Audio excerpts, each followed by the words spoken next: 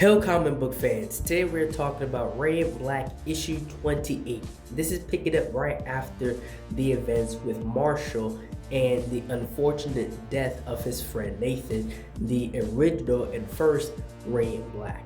Now, what happens in this issue, it just shows like the mindset of Nathan and comparing that to Marshall, because these tests that are being put up against Marshall to save the world are very, it hits certain points in a human and what a person would do with such power.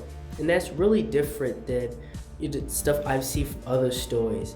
Like, the creator is testing this being in such a way and is threatening the planet as it's happening. And there's no dewbacks, there's no like plot armor or anything else.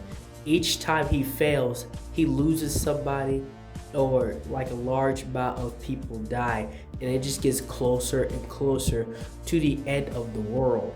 And at the funeral, he has to face Nathan's parents, and he has to go back out and deal with this apocalyptic event.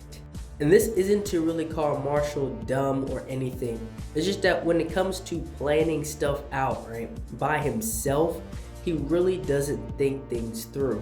He's mostly run by emotion of the situation, while the other hand, Nathan runs by, he calculates things, and it's mostly them together. When they're able to think of something together is when, they're actually able to solve said situation or problem. Now, in this story, these energy balls start popping up out of nowhere, and so Marshall used one of them to destroy and break into the ship, and then he took, the military through it. In his mind, these energy balls had nothing to really do with what the bad guy was doing. He felt the energy, he's like, I can kind of absorb these, I can kind of use these. And they kept popping up around the city, and they kept rapidly popping up more and more. And so he was pretty much using those as like rockets and missiles and using it upon the enemy.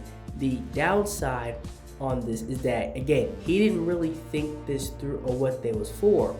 And so as he's fighting the enemy, as he's going to war with these guys, more and more kept popping up faster than he can capture them, right? Faster than he can absorb them and use them and chuck them towards the ship.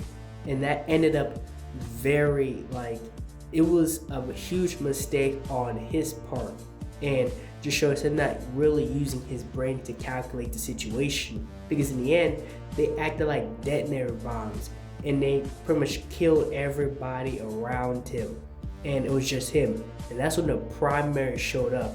But that was the third and final test.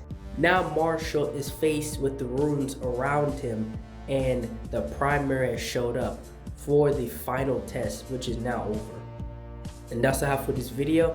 Like, share, and subscribe for more, and thank you for watching.